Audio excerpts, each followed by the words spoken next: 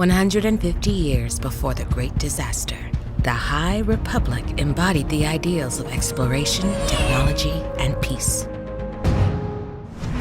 Kiong Greylark and Orlan Malo are the Chancellors of the Republic. With the Republic expanding further from the core than ever, Kiong and Orlan adopt a unique strategy to further their reach. Kiong is more formal and refined, choosing to remain at the capital on Coruscant.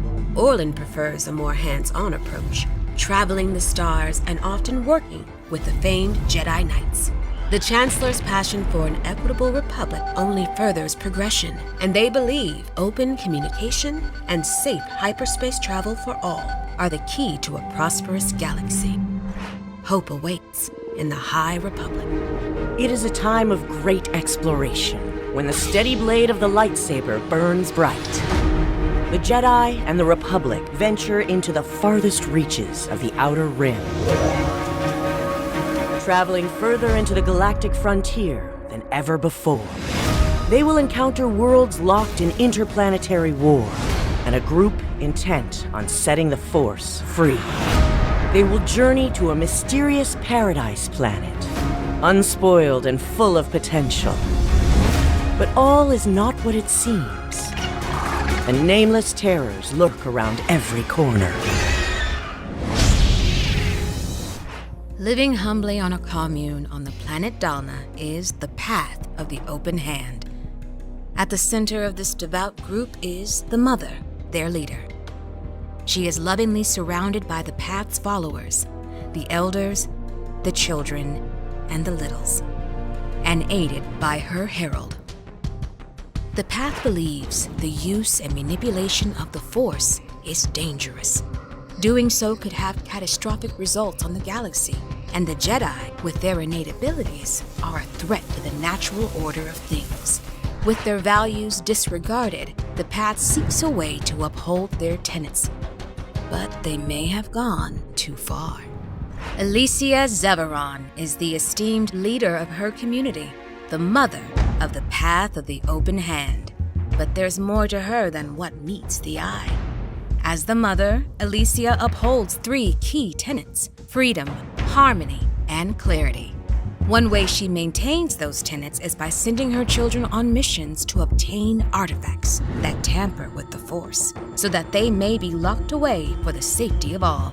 Someday soon, the Path will return to the stars in the magnificent Gaze Electric. But until then, they will remain on Dalna. Though, as the Jedi and the Republic will soon learn, the Mother's reach is about to extend far beyond. Uncertainty awaits in the High Republic. Hyperspace, a dimension of space used to travel across long distances at velocities beyond the speed of light, a mesmerizing means of transportation. Prospectors of the High Republic scout the galaxy for these safe throughways to maximize travel and trade. One such prospector is Sunshine Dobbs, who is equal parts brilliant navigator and notorious gambler. When Sunshine gets in over his head, he finds himself on the run and in debt to a Force cult called the Path of the Open Hand. In order to bail himself out, Sunshine offers information about a mysterious world he discovered beyond the Outer Rim. Little does he know what he's just gambled with. Light years of exploration await in the High Republic.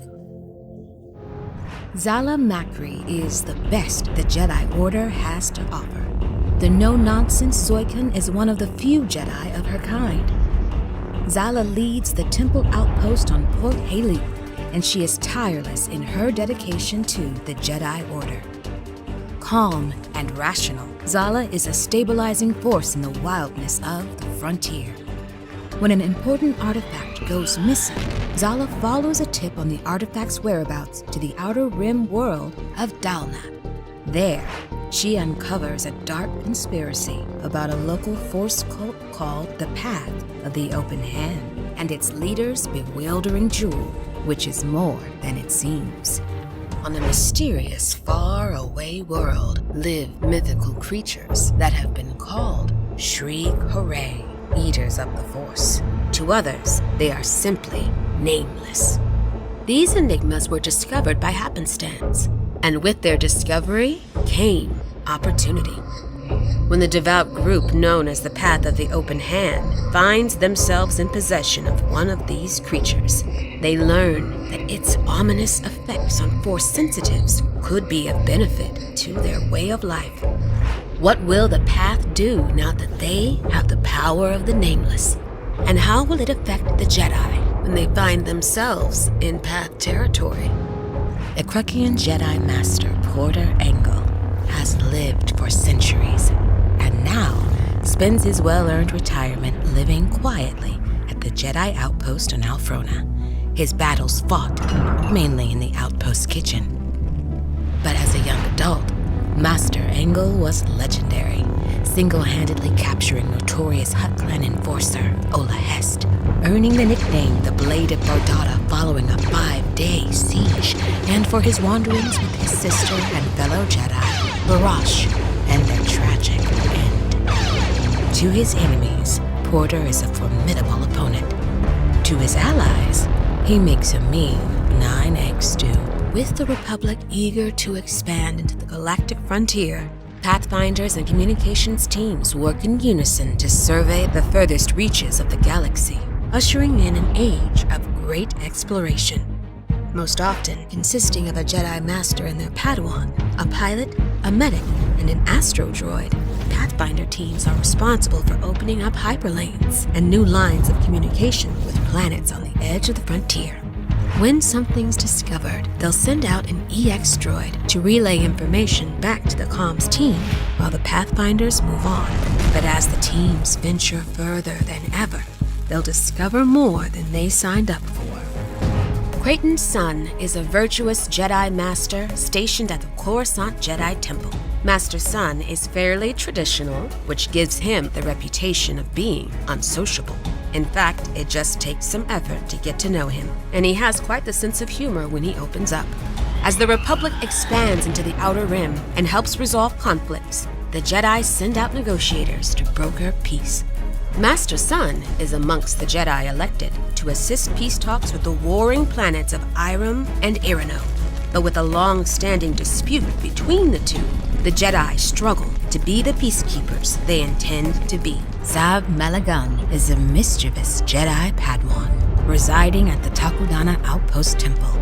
Although she's received diplomatic training on etiquette and decorum from the Jedi Order, she's suspiciously good at fitting in with the outlaws and rabble-rousers that visit the lush green planet. Across the lake from the temple is a magnificent castle owned by the Pirate Queen and friend of Sav's, Maz Kanata, who Sav prefers to spend her time with. When she learns that Maz is heading out on a mission involving an intersystem conflict, Sav suggests to her master that she go undercover with Maz to find out more.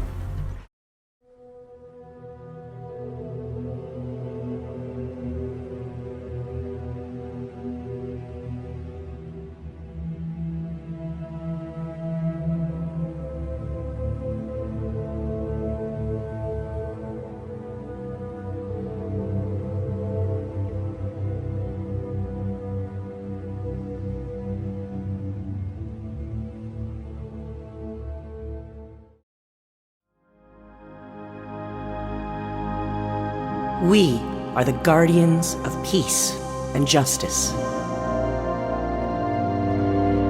Beyond the stars is a near endless frontier. Our order was meant to shine its light in even the darkest corners of the galaxy. There, we found an evil that none of us had trained for, that threatens all we know.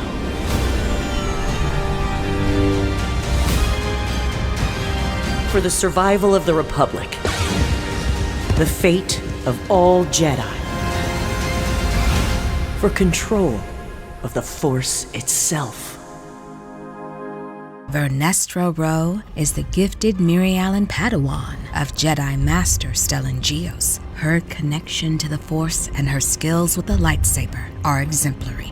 At just 15 years old, Vern passed her Jedi trials and became one of the youngest Jedi Knights in the history of the Republic.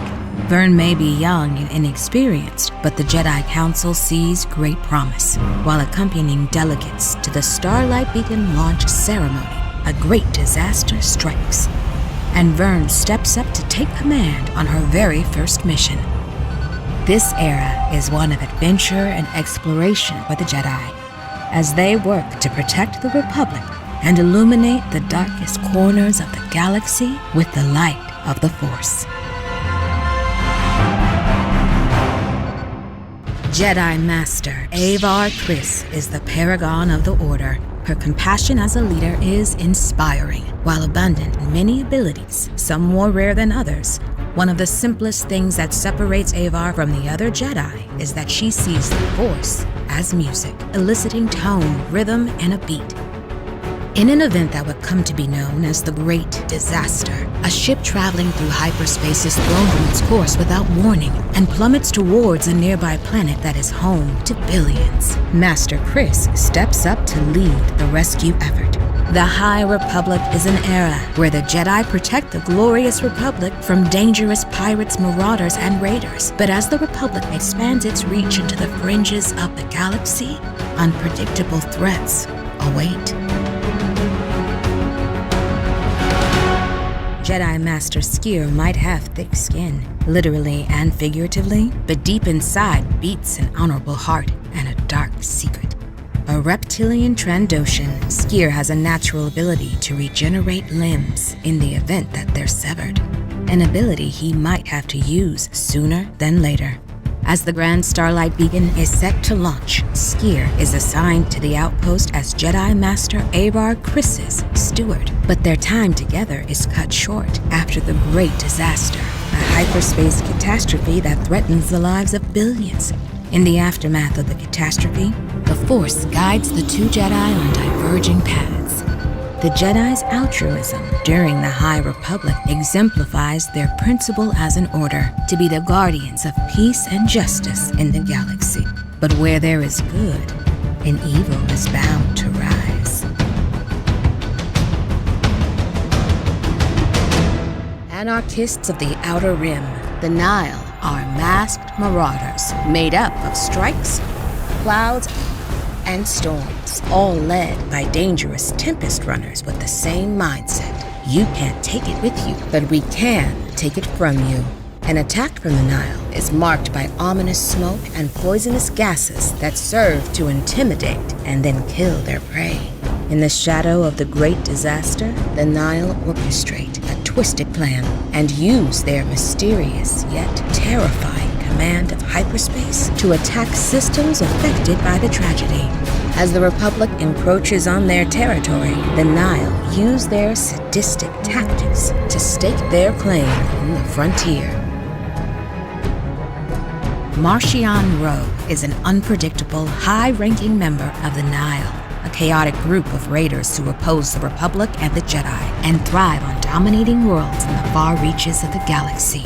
Rwoh's intelligence is his greatest weapon. His forethought and skill at ensnaring his prey is admirable, unless you're his quarry. As the Republic encroaches on the Nile's territory, Marchion's dangerous advantage comes from his secret hyperspace routes known as the Paths. The Paths allow the Nile to jump through their territory at will and outmaneuver the Republic. The Nile's lawless operation threatens the Republic's hard work for peace. As they continue to expand into the fringes where these raiders operate, they'll find themselves in dangers they never could have imagined. Chancellor of the Republic, Lina So, is cherished by the galaxy that she serves. She actively works to strengthen the Republic through expansion, peace, and optimism. Lina is rarely seen without her two giant pet Targons, Matari and Voru. They are her companions, her guards, and even her sounding boards. But above all else, they are loyal to her, and she to them. When fallout from a disastrous hyperspace explosion threatens whole star systems, Chancellor So works with the Jedi to handle the immediate danger and goes so far as to close the hyperlanes, a controversial decision that some disagree with. The High Republic is an era of great expansion for the Jedi and the Republic, but a step too far into the galactic frontier heralds the arrival of a merciless foe, unwilling to abide by the rules of outsiders. Welcome to Tanalorr. It's beautiful. Remind me not to let you name the next world we discover. Give it time. You didn't like me much at first either. Jury's still out.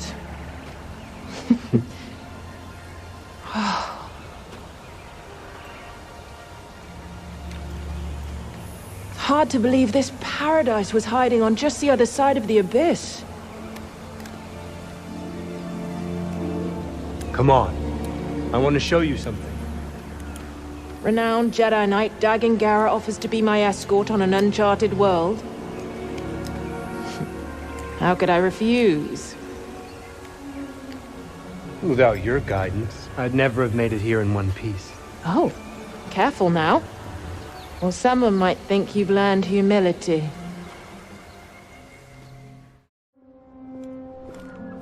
They've been in there for hours. Council members are not known for their hasty judgments. Especially Master Rancesis. My duel with the Gendai didn't take this long. You won in the end. Be patient. Not one of my strong suits. Well, if you're going to teach younglings, you had better learn.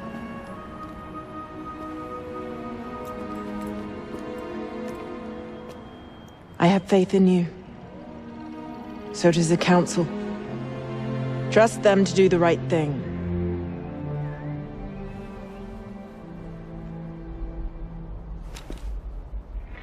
What's wrong?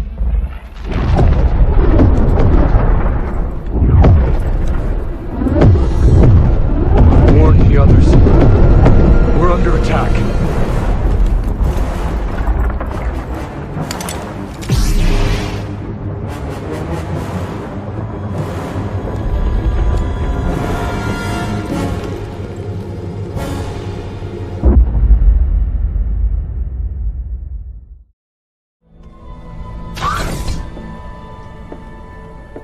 Centauri. Dagan, what have you done? What I must. Stop. But you want what I want.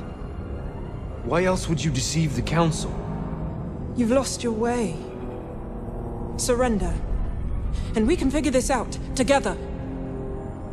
Come with me. It's too late for that. Such despair, Centauri. Tanalorr. You can feel it slipping away. My despair is for you. Tanalorr has changed you. It's changed you as well.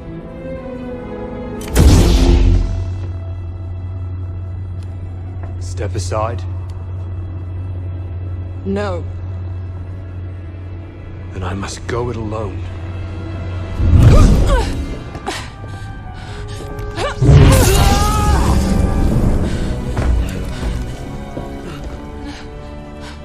Centauri.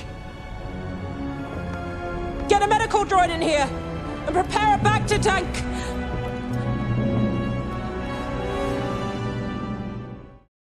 Sentient plant-like creatures, the Dringir have a strong connection to the dark side of the Force, thriving off chaos and imbalance. The Dringir see all other forms of life as food, and they prefer their meat to be alive when it is eaten. For some time, these evil creatures lay dormant on an abandoned space station until they were unwittingly released by a group of Jedi that found themselves marooned there. As the beasts arise from their slumber, they return to their warlike ways and look to satisfy their voracious hunger. With the Jedi spending more time aboard the station, they begin to experience wicked visions and feel a sense of impending doom linked to the Dringir. The ancient and twisted Drengir represent a new threat to the noble Jedi and the galaxy at large. Bel Zettifar is the dependable apprentice to Jedi Master Loden Greatstorm. Determined to prove himself, Bel would follow his master anywhere, despite Greatstorm's unconventional teaching style. Bel sees the Force as a flaming light. When he focuses, that light is sometimes no brighter than embers, but other times it burns with the strength of an inferno. Billions living in the Hetzel system are in danger after a catastrophic hyperspace disaster hurtles projectiles towards them. Bel and Master Greatstorm are sent to Hetzel Prime to aid the planet's evacuation. And while Bel trusts in the Force, the two Jedi have only 80 minutes until impact. The Jedi of the High Republic are luminous, instilling hope, bringing peace, and protecting life even in the furthest reaches of the galaxy.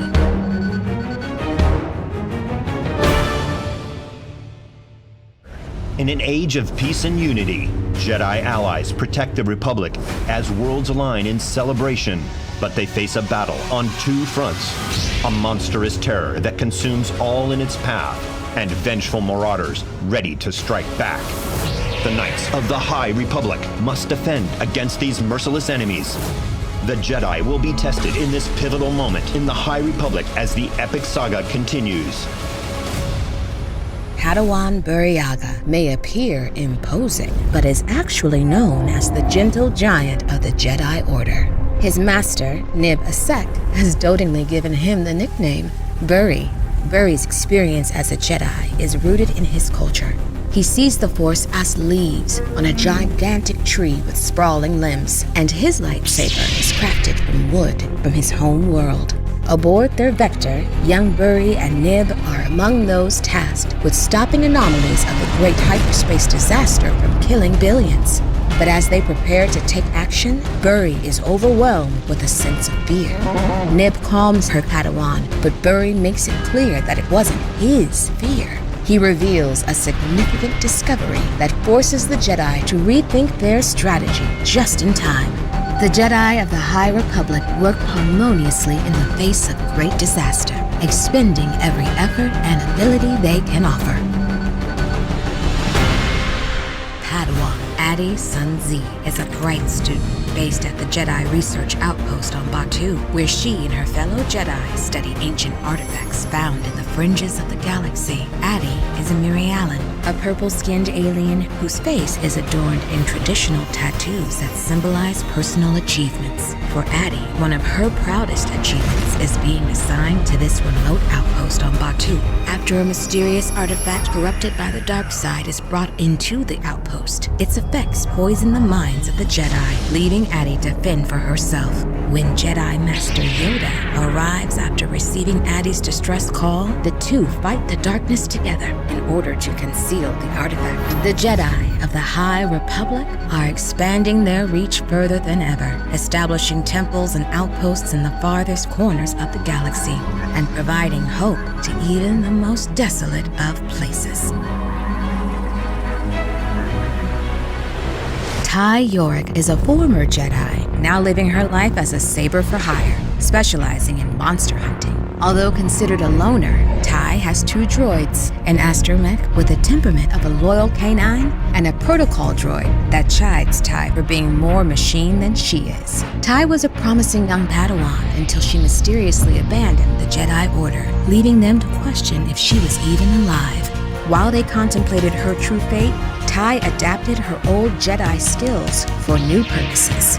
Her path would again converge with the Order, who are now wary of Ty's true allegiances. The light of the Jedi shines bright in the High Republic, but that path is but one of many avenues available within the Force. It was a golden age of the Jedi and the Republic. It was a time of great peace and prosperity. But all that will come crashing down. Who will survive when the light of the Jedi goes dark?